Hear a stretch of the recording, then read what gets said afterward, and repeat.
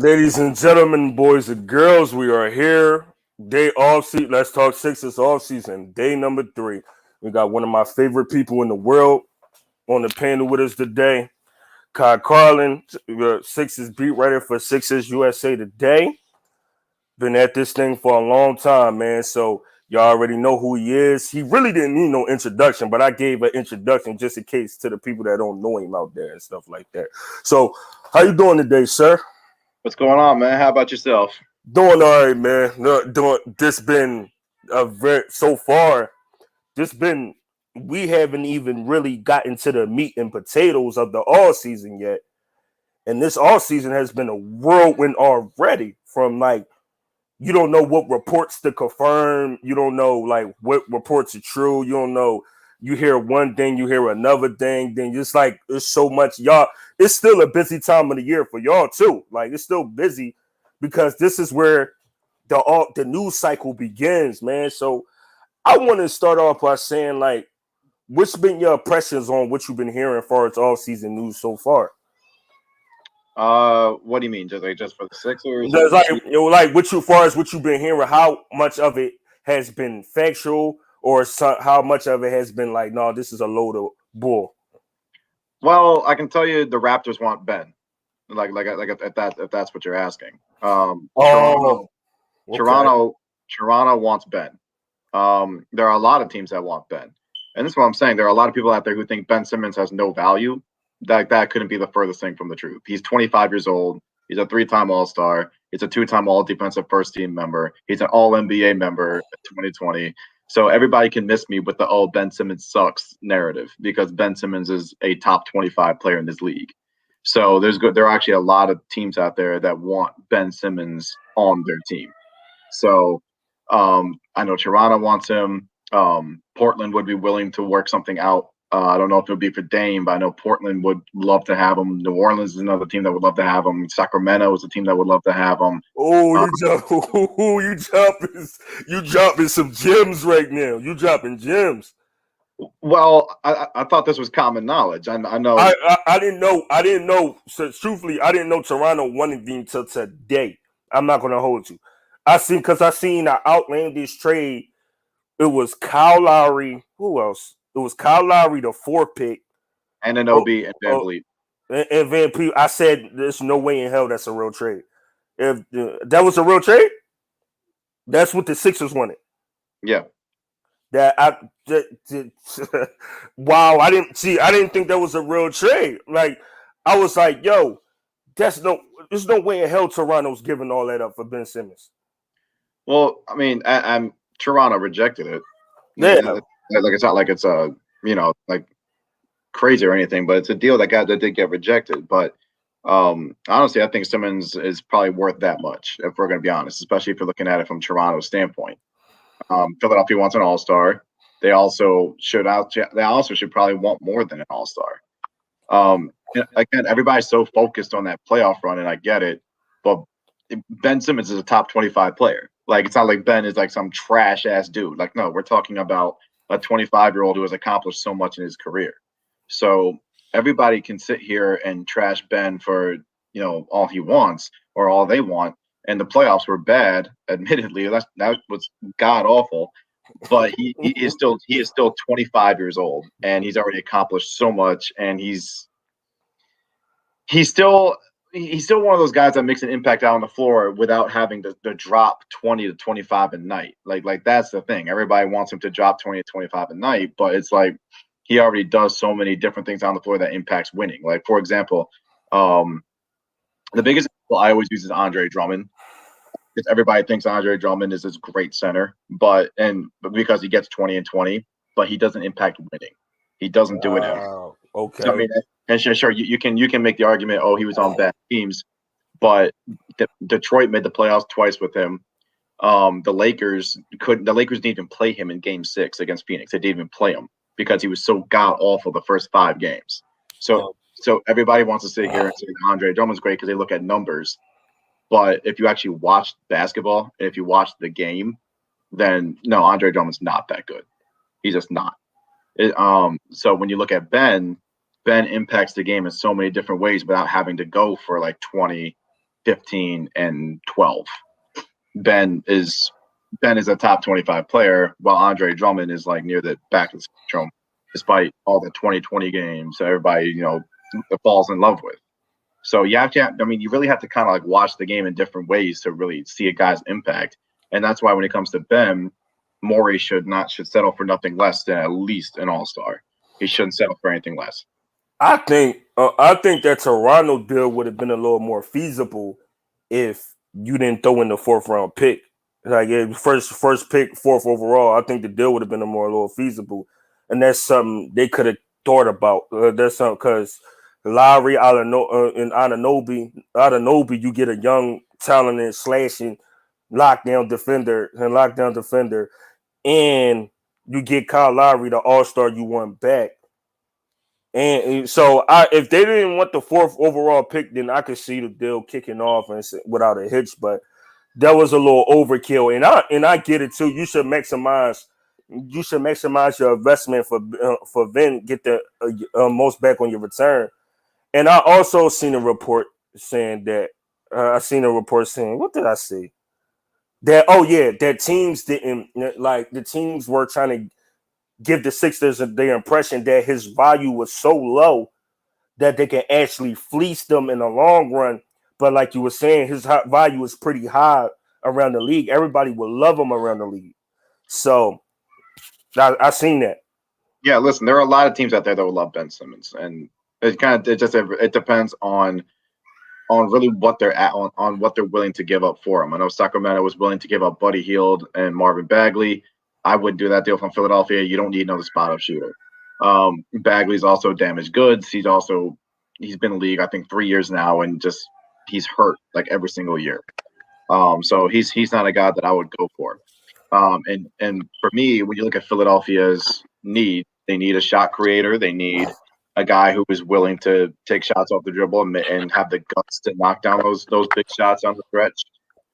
Give Tobias Harris credit. I thought Tobias did a hell of a job this year, but Tobias is not a guy you want to rely on as a shot creator. So if you're Philadelphia, you can get yourself a shot creator around Joel Embiid. That changes a lot of different things. Yo, go ahead, Carl. Go ahead. I didn't mean to cut you off. No, that was just it. I just want to add that Hield isn't really a guy who's going to break you down off the dribble. He's another spot-up shooter. Yes. Hey, Carl, any questions you want? I threw the link in there just in case. Any questions you want to ask, Carl? Well, first and foremost, Brother Kai, thank you for coming on the show once again, man. I appreciate you. How are you doing? I'm good, Carl. How about yourself, man? You doing all right? I'm good, man. I'm watching the clock. I'm about to get off of work. You know how that goes, last few minutes. But I thought I'd chime in with a few thoughts of my own. What do you think about, Tobias Harris and, the contract that he has and, the position that we need him to play on this team with the current roster set? Do you feel as though he also needs to be included in trade conversations, or how do you feel about that? Well, first of all, nobody on this roster is untouchable outside of Joel. Like, Joel is the only player on this roster who's untouchable. You can literally trade everybody else as long as you keep Joel Embiid and keep him upright. Here's the thing the Sixers should probably be thinking about right now, though. They should be in win now mode. Like Philadelphia, like should be in win now mode. It should be, do everything you can to help Joel win a title right now because he's 27. And I kind of thought, this is something that I feel like some people need to kind of think about with him. Even though he's 27, he's kind of beginning to enter his prime.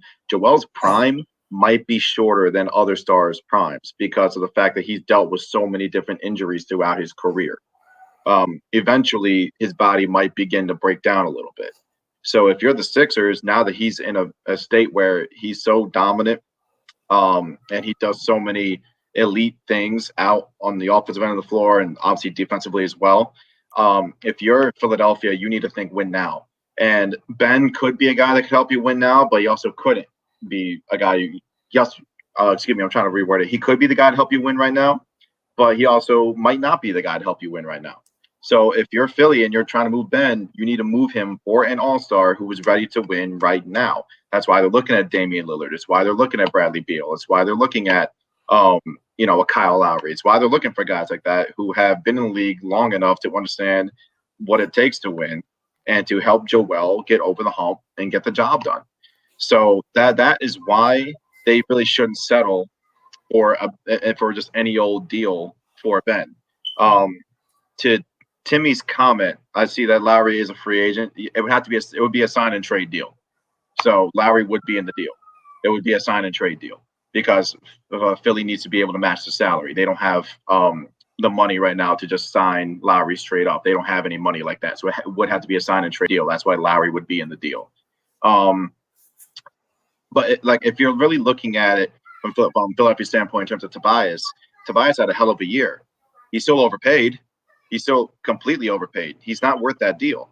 But Tobias had a hell of a year. If we're going to be completely honest with you, the dude was efficient across the board. He was reliable down the stretch. He should have been an all-star this year. Tobias should have made the all-star game this year. And I look at the Sixers roster right now. As it's currently constructed, I don't think that they're ready to win a championship right now. They still need that shot creation. They don't have it. It is something that they have been missing really throughout the whole Joel Embiid, Ben Simmons era. They haven't had a guy they can just kind of go to and let him go to work. Jimmy Butler was probably the one guy during this era that could do that. And, like I said earlier, bless Tobias's heart. He's taken steps forward to try to become that guy, but he's not, fully that guy like that. They need a shot creator. So, Carl, what else you want to chime in with? Actually, step off, guys. I don't want to ruin the quality of your interview. I'm at work and my service isn't great here. So once again, thank you, Todd. Thank you, Sabri. All right. Participate in the comments. Thank you, brother. All right. But my next question is to you is if you had under the radar move, because we just seen that Eric Bledsoe is going to be on the table. He's going to be a free agent. Would you see Eric Bledsoe as an under the radar move that the Sixers would be able to make? No, because Eric Bledsoe to me is not going to change anything. Okay. Like Eric Bledsoe to me is kind of like, okay, Eric Bledsoe is a guy who literally disappears in every playoff. Like it's why Milwaukee traded for Drew Holiday. So maybe if Philly, if Philly brought him in and gave him a little bit of a lesser role, obviously as a backup, maybe because he's not being relied upon as much, maybe things change. But if you look at Bledsoe's playoff career, it kind of reminds me of Kyle Lowry's early playoff career before Lowry was constantly able to get over that. Bledsoe disappears like every single playoff run. I know everybody wants to look at Drew Holiday's shooting numbers in this playoff run, but Holiday does so many different things out on the floor that helped the Bucks win the championship this year that just Bledsoe isn't able to do. So in terms of Bledsoe's fit with Philly, I'm not a Bledsoe guy. I just don't think he really moves the needle. So what if we said, what if we say, Bledsoe, we need you to be that defensive, because Bledsoe is very good defensively. We need you to be that defensive stopper, come off the bench, kind of like truthfully what Patrick Beverley is. Patrick Beverley's supposed to be on the bench. Patrick Beverley ain't the starter for real. I hope they if they bring back Reggie Jackson, they need to consider starting Reggie Jackson. But be that defensive stopper off the bench. You don't think the defensive stopper role off the bench wouldn't suit him with no pressure at all? Just come up to lock down the opposing players. Yeah. Point guard score. Maybe. But I don't think Bledsoe should be at the top of their list. I'm not saying top of the list. Because these are my off-season moves I think we should make. If we're going to go this route again, rid of Ben, I think we should consider Derrick Rose with the mid-level exception. We should consider Melo. We should consider Melo. That's my two moves I want to see. Well, they're not coming here, so I think you can put those two outside. Why you say Melo? Why you say Melo and D Rose wouldn't come here? Well, because Rose loves New York. like absolutely loves New York. So he's either going to stay in New York or go back to Chicago. That's literally the only two moves that's going to happen there. Melo also loves Portland, to be honest with you. So I mean, again, they're not coming here. So I mean, I know everybody loves the big names, but no, they're not coming here. I'm sorry. Okay, because and it's kind of, and then this would be a little rough because of that whole Melo narrative that was painted in Houston, and Morey was the GM at the time, so it'd be kind of rough. That's another one too. That's a kind of like that's what I would want. Like truthfully, I know it's a long shot, but that's what I would want because you get yourself if it was able to get D Rose, you get yourself some flexibility with that point guard position. You get yourself some flexibility if you get D Rose, but hey. Stranger things happen, Kyle. We said I didn't even think Dwight Howard was going to come here, to be honest. Yeah, but Dwight makes sense because they needed a backup big. When it comes to Melo, specifically you mentioned with Morey, Dwight Howard and Daryl Morey didn't have any beef in Houston. Yeah. They were fine. Melo and Morey had beef. So again, there's no reason for him to come here. Yeah, I could kind of understand that. And then also again, Melo's another one that doesn't really move the needle. It's kind of like Melo is obviously Melo's a future Hall of Famer, clearly hands down. And he was once a great scorer, but I mean, again, like for me, like Melo doesn't move the needle because listen, here's my thing. Brooklyn, to me, next year, if those three guys are healthy, nobody's beating them. Because I said that this year, if those three guys were healthy, nobody was beating them. And they were up 2-0 on Milwaukee, and they made it look extremely easy. And then the injuries hit. They made it look so easy those first two games against Milwaukee. But then the guys are hurt. Granted, those three guys are injury prone, so you never really know, and it's a huge if. But if those three guys are healthy, nobody's beating Brooklyn. So this is kind of how I see this whole thing. And this was the year for the Sixers to get it done. Like this was their year because it's not just Brooklyn now that the Sixers have to worry about. The Bucks are the defending champs. The Atlanta Hawks just made the Eastern Conference Finals. The Boston Celtics and the Miami Heat are primed to have much better seasons this year because they're actually going to have a full offseason rather than 2 or 3 months. And then you've got young up and coming teams still trying to. That Philly's obviously still better than, but they're going to give the Sixers some trouble in the very near future as well. So it kind of felt like this was kind of their one shot to get it done, and they ended up losing in the Game 7 at home to the number 5 seed, to an Atlanta Hawks team that's only going to get better. So my next question going to tie you into what you was just saying. What do you think it'll take to get Bradley Beal? Washington would take Ben Simmons. They would, because he's young. He's the Wizards are obviously a bad defensive team, so Simmons immediately is an upgrade on the defensive end of the floor, and he also makes his teammates better. So if you put Simmons on that roster and you bring in and you ship Beal to Philadelphia, then the Wizards can kind of begin pushing forward and build around him a little bit. And then Beal in Philly makes a huge difference because Beal is that shot creator. He's also a willing passer. He's a guy who can obviously put the ball on the floor and he can dunk on you. He can step back, hit the three. I mean, he averaged 30 points a game in the playoffs against Philadelphia, and he didn't even shoot the 3 ball well. So, I mean, he scores at all 3 levels. So that would be a game changer. But we don't know if Beal's even going to request a trade because, like Dame, and how Dame is so loyal to Portland, Beal is another one who's very loyal to Washington. So unless something changes within the next, week or so. I heard some undertones that he did request a trade. I heard some undertones. He didn't. It's not official yet. He doesn't. I mean, nobody reported that he requested a trade. They said he's frustrated, but he hasn't requested a trade yet because he's loyal to Washington. But my next question got to be also, he's a free agent 2022. So if you were Washington, what you going to do in that situation? You're going to take a risk and he's declined. I think he has a player option. He declines his player option and say, you know what, I'm bulking for free agency, or you're going to try to move him within the next year and a half now and try to cut ties now. If you're Washington, Beal is on their side. Like that's the thing. Bradley's very loyal to the Wizards organization, no matter what. He's like he's been saying that throughout this whole thing, and he's not just saying that. Like it's a proven thing. He loves the Wizards. So unless something goes sour over the next week and a half, 2 weeks, Washington is not going to trade him.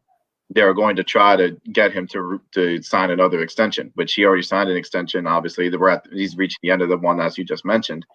But we're talking. Here's the thing with Beal and Lillard. Everybody's like, oh, they got to get out of there. These guys are very loyal to their organizations. Beal loves Portland. Beal loves Washington. So, unless the two of them just get extremely frustrated over the next week and a half, like they have to some type of change of heart, they're not just going to just really come out and request a trade. We all know both of them are frustrated with their current organizations, but the two of them are willing to work it out with their current teams to try to figure something out moving forward, rather than just jump ship right away. So we're going to have to see what happens over the next week, 2 weeks, to really try and figure out what the future of those two guys are. It's not a given that they're going to be traded. Yeah, I hear that. And what do you think about us moving from? You think we stay put at 28 or move up? I don't think they make a pick at all. So, and this is why the number 28 pick isn't going to help you win a championship right now. Okay, I agree. The number 28 pick is a guy you select, and he's somebody who can maybe help you in, I don't know, 2 years. That first year as a number 28 pick, you're kind of sitting there learning and you're playing garbage time minutes. And then next year is when you think about making, an impact. Okay. You said, I agree with you on that. And let me ask you a dark horse scenario. What if the Sixers picked up the phone? Number 4, Dallas has number 4 pick, right? Am I correct? Toronto, excuse me. I thought I was thinking about Dallas. Toronto has the number 4 pick, number 4th overall pick. But what if we come to the table and say we want the 4th overall pick? Because I'm not really a fan. I didn't really follow college basketball this year, and from what I've been doing research on, the kid Suggs is a ball. They said the draft is top heavy. This year. After that, everybody else is a question mark. But what if we tried to make a deal to move up to the 4th spot and get the kid Suggs? Well, that's what I'm saying, though. I don't think any rookie is really going to help you win a title right now. You need a proven veteran. So, which is why they want Lowry or Lillard or Beal. Everybody's kind of everybody just kind of sits here and then thinks oh yeah, this rookie is going to make an impact right away. No, just a rookie doesn't come in here and help you win a championship right now. So I feel like Sixers fans should not be focused on the draft. They should be focused on trying to literally add that superstar player that you can put next to Joel moving forward. A rookie's not going to help you. This isn't a rebuild anymore. The process is over. The process, they're not rebuilding anymore. They're contending for a title. And listen, to Brian Green's point, KG loved Minnesota, sure, but KG eventually reached his breaking point. Right now, Lillard and Beal haven't reached their breaking points yet. That's why KG forced his way out of Boston, because Minnesota didn't do enough, right? He reached his breaking point. Lillard and Beal are frustrated, but neither of them have come out and gone to their front office and be like, yo, I want out. That hasn't happened yet. They're frustrated. It could happen within the next week. Okay, I see what you're saying. Nobody didn't pull a Harden yet. Okay. Yeah, no, nobody's pulled a Harden yet, and this is why, Sixers fans should be watching the Lillard and Beal situations. They should, because those are things that could happen, but neither of those guys have requested a trade yet. Those two guys have just been, they've been very loyal to their organizations, going forward. So that's always kind of the big thing. A lot of these guys, especially those two, Dame and Bradley Beal, they've been very loyal to Portland and Washington, just as a whole. So unless they come out and the report comes out that they do request a trade, which hasn't happened yet. That I don't think Sixers fans can sit here and be like, oh yeah, we're getting Dame, or oh, we're getting Bradley Beal. Like, no, you're not. It's not happening yet. They're gonna have to figure something out. That's always the biggest thing. And then even on Lillard's front, the Athletic reported the NBA executives don't even think he's going to get traded because again he loves Portland. So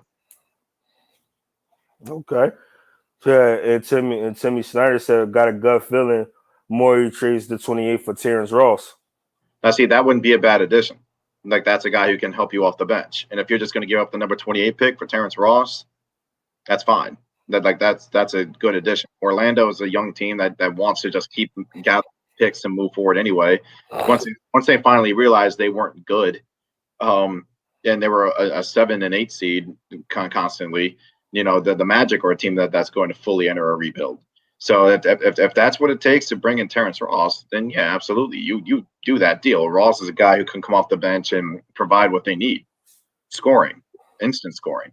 So that would be a deal where it would be like, yeah, that's solid. Danny Green. Okay, Danny Green's another one. Everybody was like, oh, we don't need Danny Green. No, they need Danny Green. The minute Green went down against Atlanta was when I was in it. Obviously, I was in Atlanta, and once he went down, I turned to a colleague of mine and I said, "That's going to kill him." And he nodded his head. He's like, "Yeah, they need him." So like the fans got like this is what I'm saying. Like I feel like a lot of fans need to kind of like watch more games rather than just watch the box score sometimes. Like Danny Green was such a You ain't never lie. You ain't never lie. Right.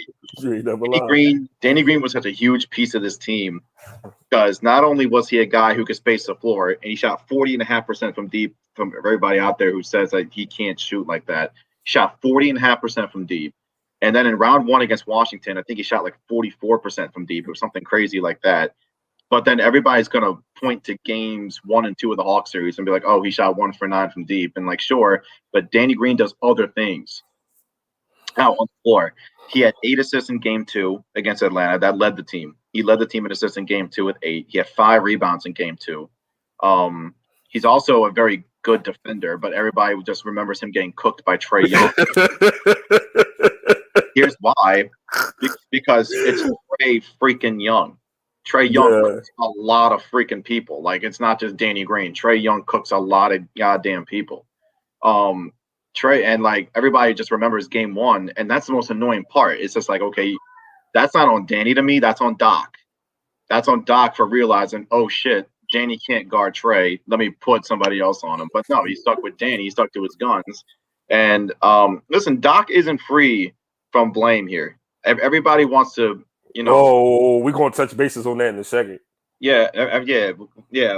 We'll touch on that later. But Doc isn't free from blame here either. And that they should definitely bring Danny Green back. The thing is, though, I don't know if they can because Danny might be looking for a little bit more money. He might be.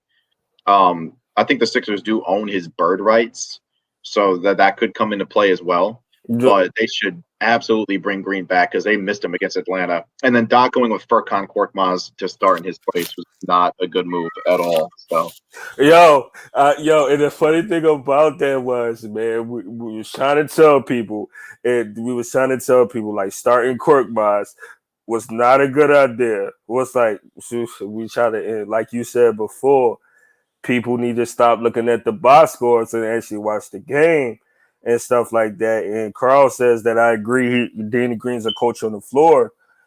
And Timmy said you sound like him telling the fans stop watching stop watching the box scores, actually watch the game and stuff like that.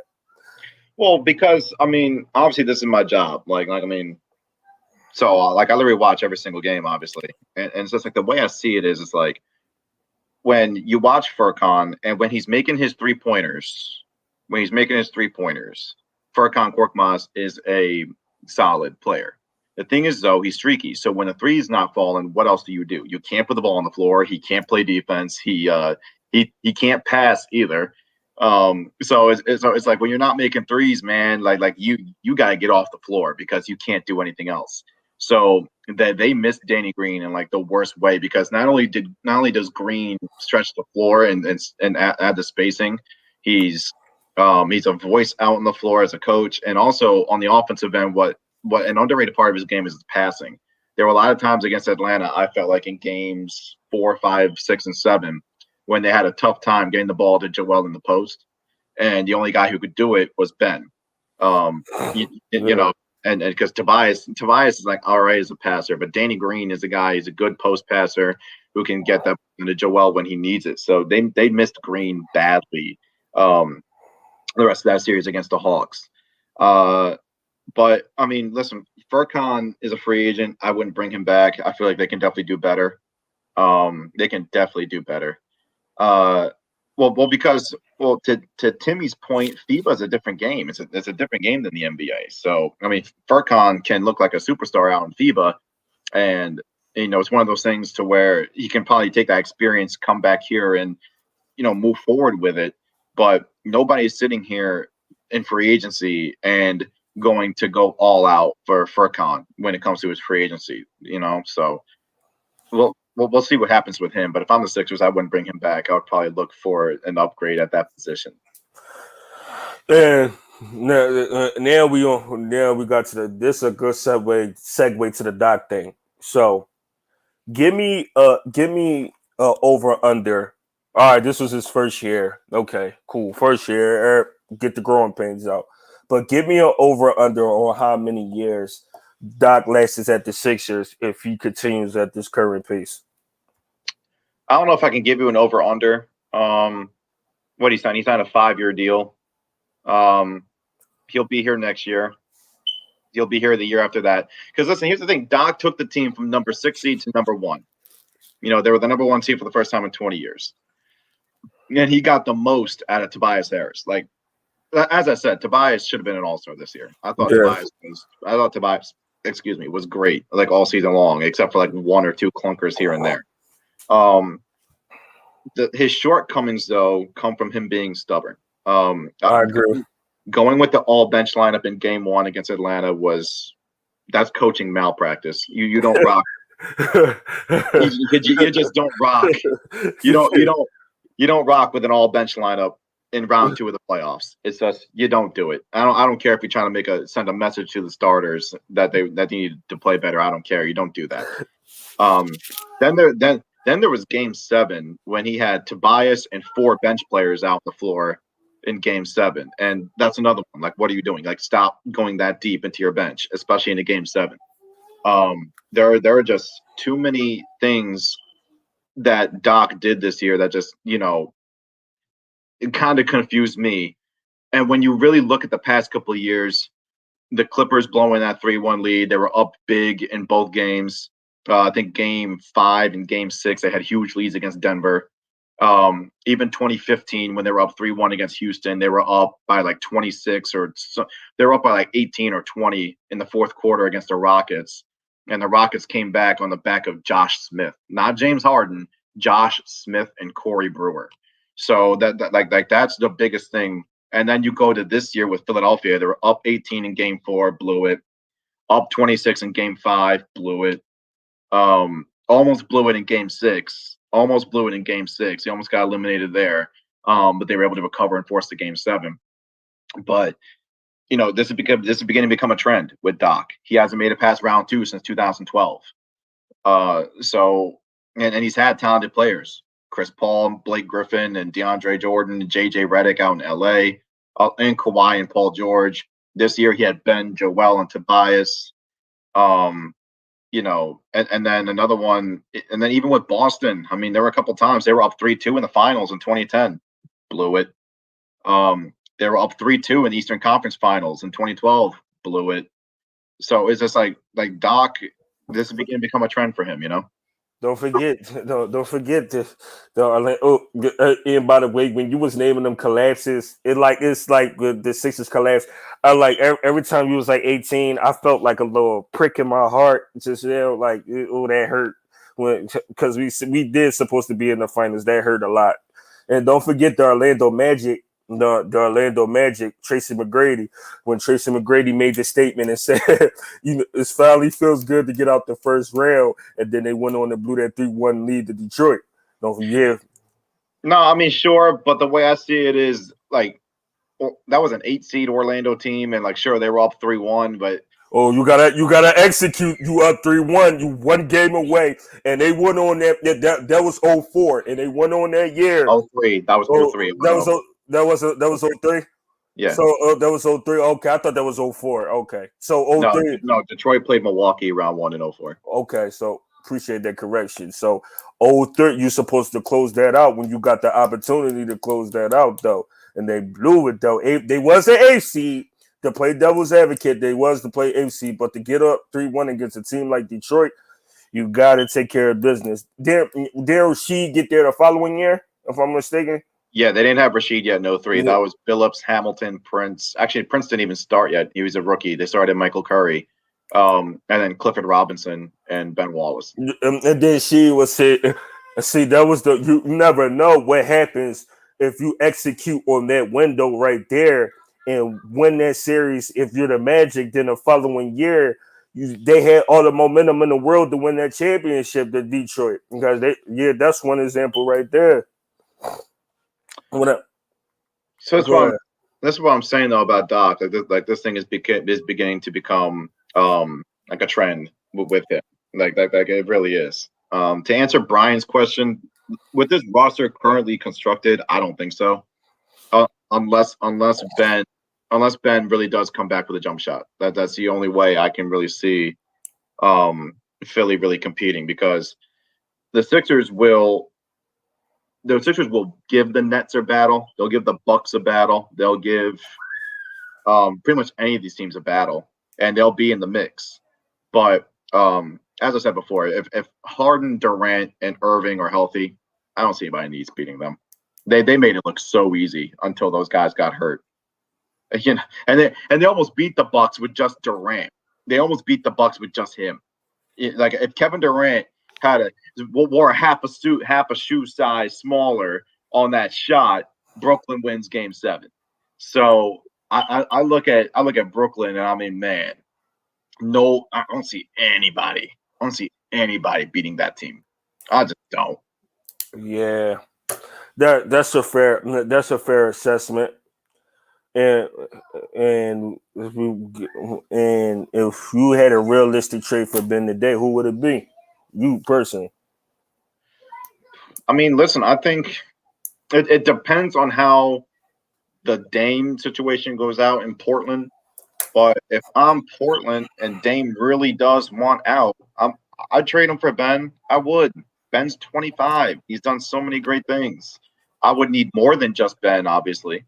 But I would do that. If I'm Washington, that's another one. If Beal truly wants out, then yeah, hit up Philly for Ben.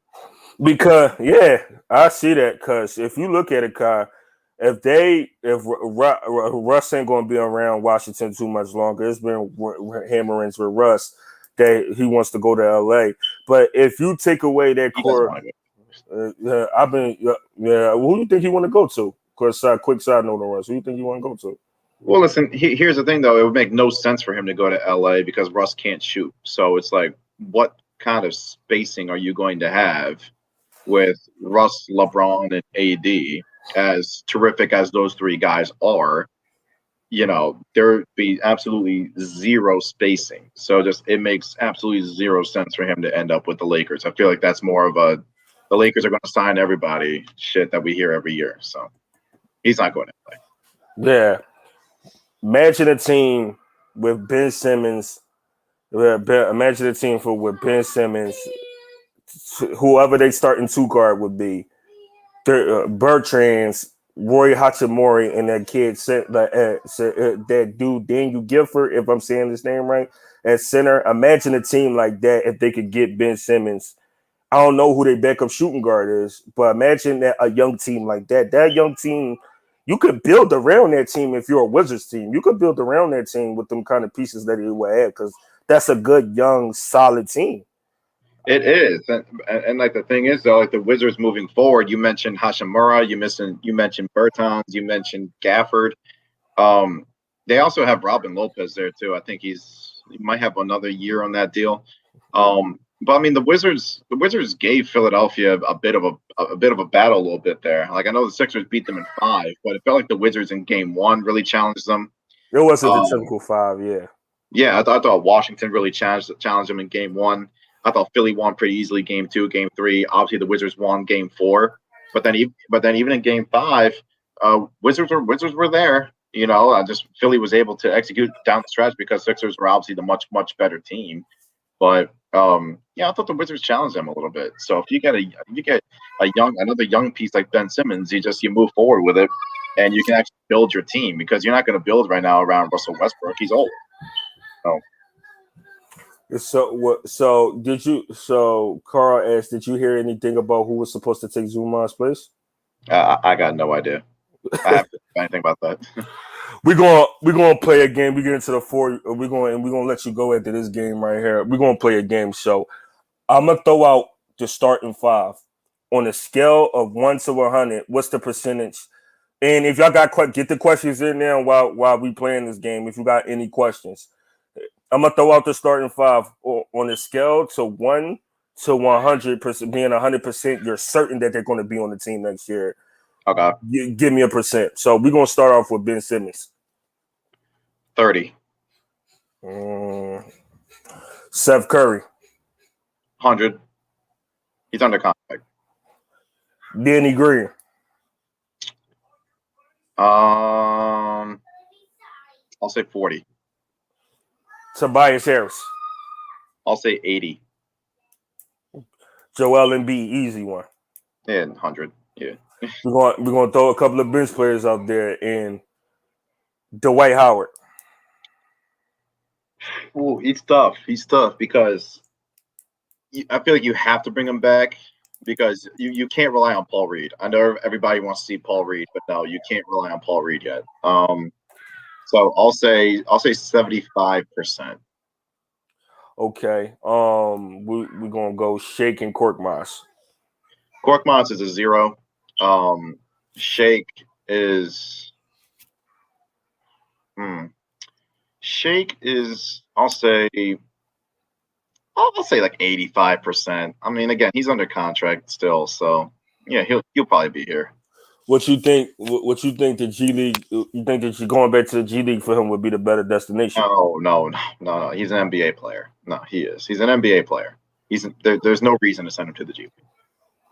Okay. Okay. So we covered that. So before we get out of here, one last question and stuff like that.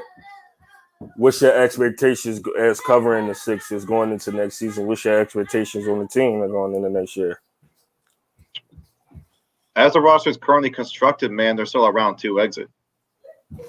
They are. Again, unless Ben comes back with a different mindset and an improved offensive game, they are still a round 2 exit. They just are. So the way I see it is, and I tried warning people going into this playoff run. Because I think I hopped on with you guys right before the playoffs. I was like, listen, this team's not that good. They're not that good. I know they're the number 1 seed, but they're not that good. And it was because every time they played against a team that was even remotely good, the warts came out. And it was the same warts we've been seeing even under Brett Brown. It was the same warts like every time.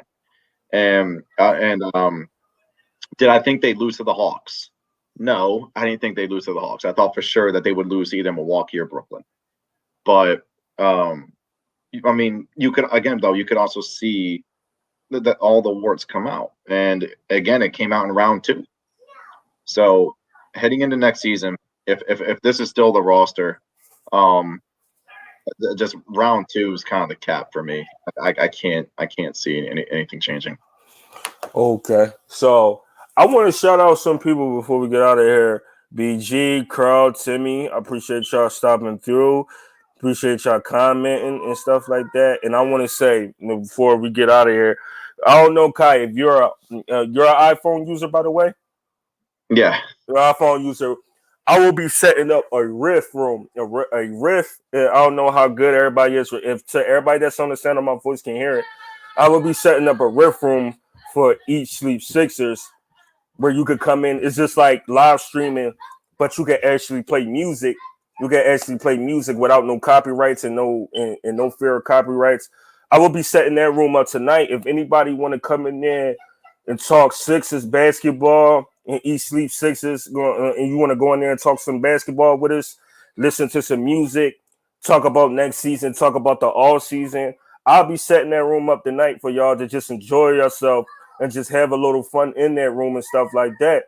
And if Kai, if you got any time tonight, and if you just chilling, or if you just chilling looking for some good entertainment, stop by the Riff Room. It's the Riff at. And just in case anybody need an invite, I will give anybody an invite. It's a Riff at. It's called the Riff.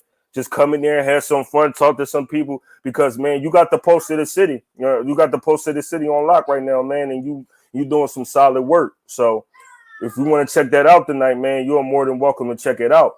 And I want to say thank you as always, man. And I know all season's a little easier. It's not easier, but it's easy because it's a little bit easier because it's not a grind every single day covering the games, going back and forth and stuff like that. I thank you for coming on. I thank you for everybody that's going to watch this replay later on. Everybody that's going to watch this replay, thank you for watching. Now I appreciate you watching this replay later on because everybody not going to be able to watch this straight up when it first come out. But you gotta like, follow, subscribe. Kai just officially followed the Eat Sleep Sixers page. You gotta like, you gotta subscribe, you gotta comment, like, subscribe to the YouTube channel. You got to, so we can get these numbers up and stuff like that. And with that being said, this has been another jam-packed, hard-hitting edition with the Sixers beat writer Kai Carlin. Thank you. Sixers, let me get it. USA Today. Let's get it straight. USA Today. Thank you for coming on. God bless you, my brother. And thank you for always looking out, answering the Call of Duty every time I hit you up. We out, y'all. Thank you.